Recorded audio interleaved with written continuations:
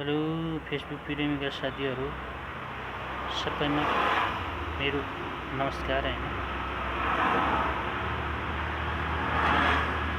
नमस्कार भनेपछि नारायण देव हिन्दू कल्चरको हैन संस्कार हो, विशेष गरेर हैन। दर्शन भनेको पनि हिन्दू कल्चर भित्र पर्छ हैन, र ढोक्दिए पनि त्यो सबै हिन्दू कल्चर भित्र पर्छ, विशेष गरेर हैन। अनि क्रिस्चियन कल्चर भित्र गुड पर्छ, तर इसाई कल्चर भित्र सलाम मालिको पर्छ हैन। तर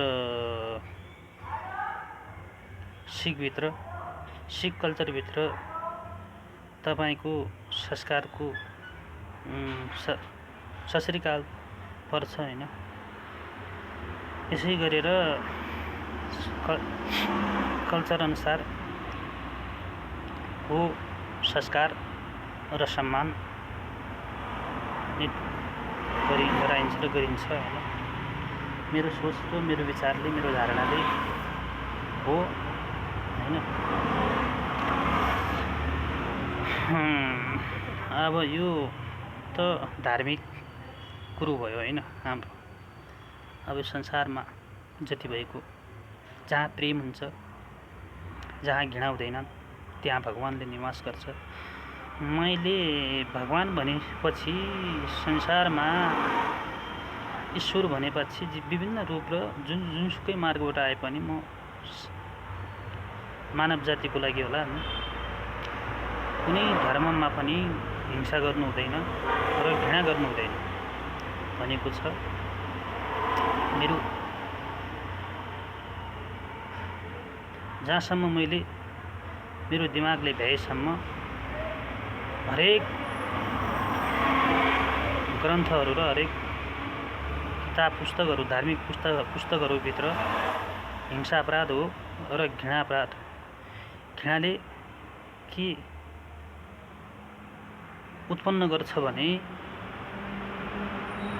समाजमा एक किसिमको भ्रम मात्र फैलाउँछ, तर त्यसले पक्ष र प्रतिपक्षको भूमिका निभाउँछ र त्यसले शोध प्रतिशोधको युगको जन्म दिन्छ र गद्दारको जन्म दिन्छ। घृणा भनेको त्यस्तो। घृणा केवल कसलाई मात्र गर्ने भने अपराधलाई मात्र घृणा गर्ने हो, तर अनावश्यक कुनै वस्तु र कुनै व्यक्तिलाई घृणा गरिने चिज पनि होइन। दुष्कर्महरूलाई मात्र घृणा गर्ने। घृणाको लक्ष्य भनेको दुष्कर्महरू मात्रै हो, मेरो सोचले, मेरो विचारले, मेरो भावनाले।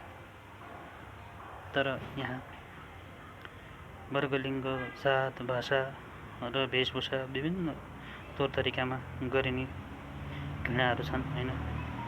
जुन देशमा कर्म हेरेर सम्मानित गरिँदैन भने त्यो देशको उन्नति हुँदैन र भनेपछि मेरो बुझाइमा, ज्ञानको हिसाब र यो संसारमा अमेरिकनहरू धनी कसरी भयो भनेपछि उनीहरूले न जात हेरे, न छाला हेरे र न रङ हेरे, र उनीहरूले योग्य मान्छे र कर्म हेरे मान्छेको। उनीहरूले राम्रो मान्छे, न कुनै ठाउँको व्यक्ति हेरे, राम्रो मान्छे हेरे। उनीहरूले योग्य मान्छे, पढे लेखेका मान्छेहरू, ज्ञानी मान्छेहरू आफ्नो देशमा आह्वान गरे उनीहरूले, र उनीहरूको देश धनी भयो। विज्ञहरू, ठुल्ठुला जान्नेहरू मान्छे जुनसुकै ठाउँमा पनि त्यहाँ बोलाएपछि, जान्नेको देश बनाएपछि आफै धनी भयो हैन। धेरै पढे लेखेका मान्छेहरू पनि अमेरिकामा बस्छन्। सबैभन्दा बढी लेखी पढेका छन् भने अमेरिकामा छन्।